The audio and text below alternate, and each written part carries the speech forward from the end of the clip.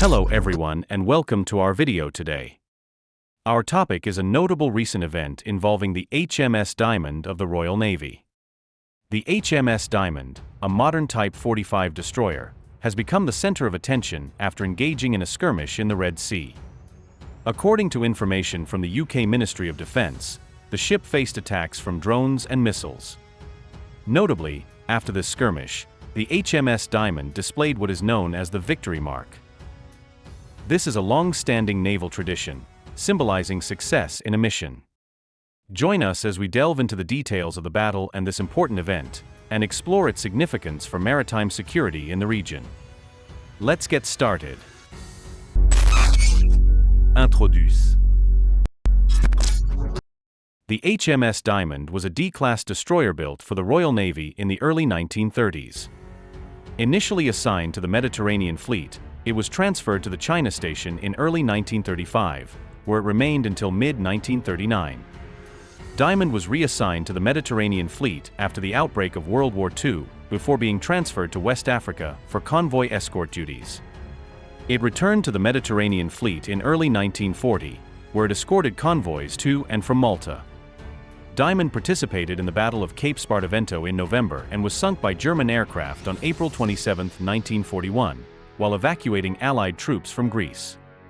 Diamond had a standard displacement of 1,375 long tons, increasing to 1,890 long tons when fully loaded.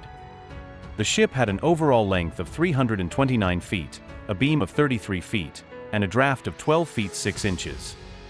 It was powered by two Parsons geared steam turbines, driving two propeller shafts, generating a total of 36,000 shaft horsepower, enabling a maximum speed of 36 knots. Steam for the turbines was provided by three Admiralty 3-drum boilers operating at a pressure of 310 psi. Diamond carried a maximum of 473 long tons of fuel oil, giving it a range of 5,870 nautical miles at a cruising speed of 15 knots.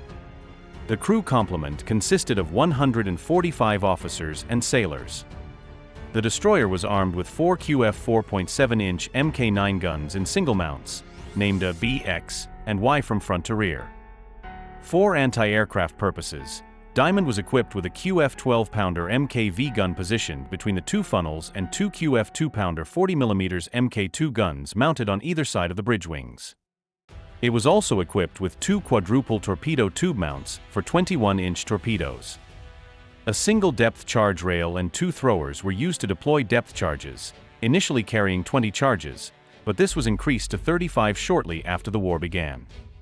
Diamond was ordered on February 2, 1931, from the Vickers Armstrong shipyard in Barrow-in-Furness as part of the 1930 naval construction program. Its keel was laid down on September 29, 1931, it was launched on April 8, 1932, and completed on November 3, 1932, at a total cost of £223,509, excluding equipment supplied by the Admiralty such as weaponry, ammunition, and radio gear. Activity history. Diamond was initially assigned to the 1st Destroyer Flotilla in the Mediterranean, and was briefly deployed to the Persian Gulf and the Red Sea from September to November 1933. The ship was refitted at the Devonport dockyard from September 3 to October 27, 1934, for service with the 8th Destroyer Flotilla on the China Station, arriving in January 1935, where it remained for the next 4 years. It began a refit in Singapore on August 7, 1939, and was reassigned to the Mediterranean Fleet after completion in November. Diamond arrived in Malta on December 19, then was reassigned to the South Atlantic Station the following month. It departed Malta on January 8, 1940, heading to Freetown, where it joined the 20th Destroyer Flotilla for escort duties. In April, the ship returned to the Mediterranean, where it joined the newly formed 10th Destroyer Flotilla after a brief refit in Malta. Diamond sustained minor damage from air raids on June 11 and 17 near Malta, after Italy declared war on the Allies on June 10.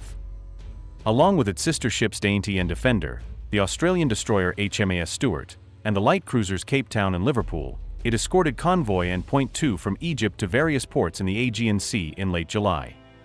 Diamond bombarded the Italian seaplane base at Bomba, Libya, on August 23. A week later, It escorted 4 transports to Malta with Dainty and the destroyers Jervis and Juno as part of Operation Hats. The ship also escorted convoy MB.8 during Operation Collar. After arriving in Malta on November 26, Diamond joined Force D and set out to rendezvous with Force H coming from Gibraltar. The next day, when the British forces combined, they were detected by the Italians, leading to the inconclusive Battle of Cape Spartivento. During Operation Excess, Diamond, along with Defender and the anti-aircraft cruiser Calcutta, escorted convoy MW.5 from Alexandria to Malta in January 1941.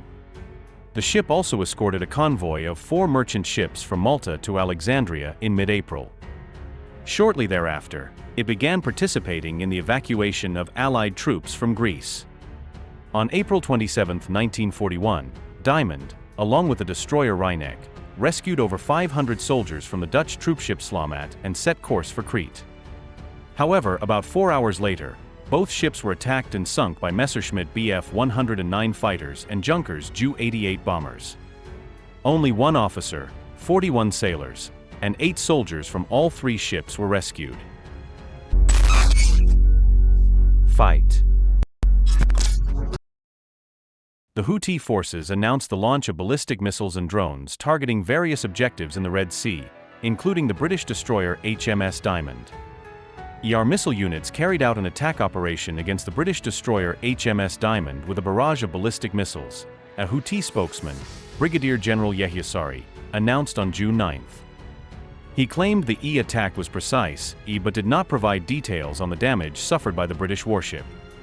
The Houthi forces also attacked 2 cargo ships, which they claimed violated the blockade on Israeli ports. The ship Norderney was hit and caught fire. The ship Tavishi was struck in the Arabian Sea, a General Sari stated. We used multiple missiles and unmanned aerial vehicles in the 2 operations mentioned. According to Sari, the attacks were in retaliation for the US and British military operations against Houthi-controlled areas in Yemen, as well as a gesture of solidarity with the Palestinian people. He warned that the Houthi forces would continue these activities until the attacks and blockade against the people of Gaza cease.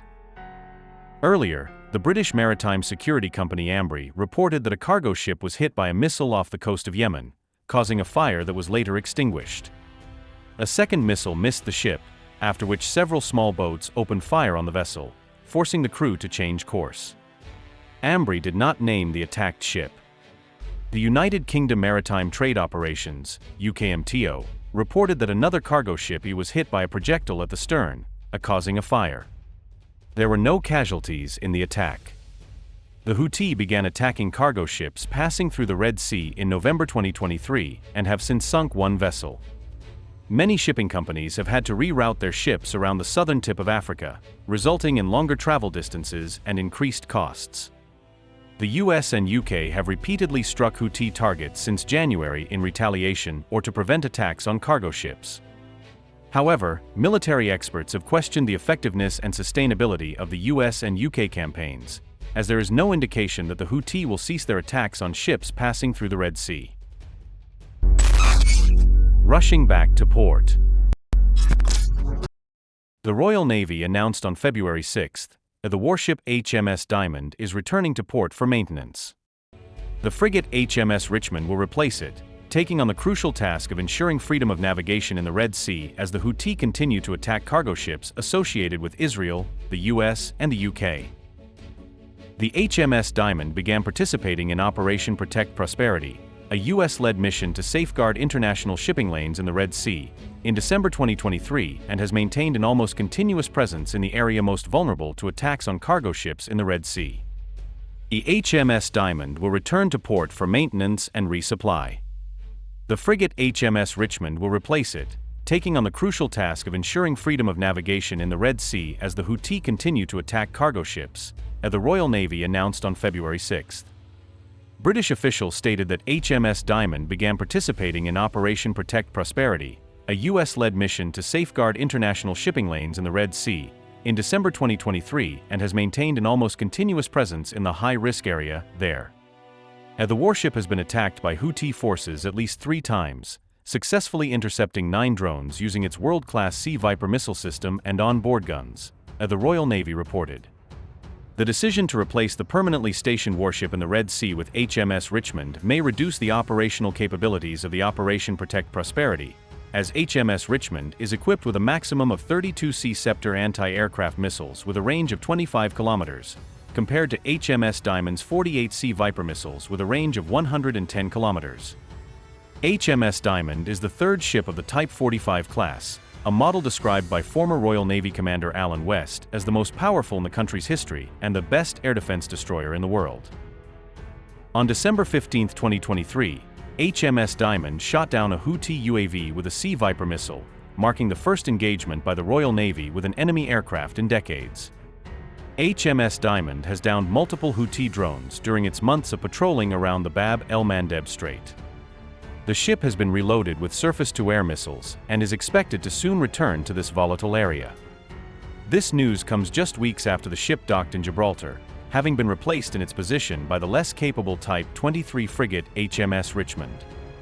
At that time, there were reports that HMS Diamond would return home to Portsmouth after months of deployment. It now appears that it is heading back to the tumultuous Red Sea region, with its missile magazines fully loaded and its bridge wings still adorned with kill marks for the drones it has destroyed. Images of the ship being resupplied with missiles come from Michael Sanchez, who closely monitors naval events in and around Gibraltar, and William Jardim. The images show the vertical launch tubes on the bow of the ship being reloaded by crane with a full complement of Sea Viper missiles. It is clear that the ship has remained in Gibraltar since arriving 2 weeks ago, with the crew receiving much-needed rest and the ship being fully resupplied and maintained before returning to its previous station. Large-scale missile resupply for warships at sea is not a common capability, a significant weakness that the U.S. Navy is looking to address in the coming years. HMS Diamond has played a crucial role in the international task force known as Operation Prosperity Guardian, deployed to protect merchant ships from attacks by Iran-backed Houthi forces in Yemen. The ship also operates to detect and prevent the smuggling of weapons, including components of the same type of drones being launched at it from Iran to the Houthi proxy forces in Yemen. The destroyer, boasting a crew of 200 sailors and Royal Marines, has shot down 9 drones using Sea Viper missiles and guns during its operations around the Red Sea, from November until early this month. This is part of a larger number of engagements where U.S. warships have fired approximately 100 Standard Series missiles at Houthi anti-ship cruise missiles, ballistic missiles, and drones. The regional crisis marks the first use of anti-ship ballistic missiles in combat. The UK's Type 45 destroyers are now set to receive ballistic missile defense capabilities in the coming years. While in Gibraltar, HMS Diamond was visited by UK Defence Secretary Grant Shapps, who thanked the crew for their efforts in protecting merchant ships from Houthi attacks. Vulnerabilities are not just British. Commenting on the deployment of HMS Diamond and the potential missions this warship can complete, former British MP Matthew Gordonbanks stated that the capability of the Royal Navy has revealed serious flaws when participating in OPG. The US and its allies carried out several attacks on Houthi targets from January 12. However, it turned out that no Royal Navy warships could fire missiles at land targets, forcing the UK to deploy Royal Air Force jets stationed 1,500 miles away to carry out the mission. In the end, the US had to conduct most of the attacks on Houthi targets. While US destroyers can fire Tomahawk missiles, British military ships can only intercept at unimpressive ranges. The British MP stated that the Norwegian-produced naval strike missile equipped on British warships, capable of hitting land targets, has only been installed on one ship so far as part of a trial and has not yet been fired.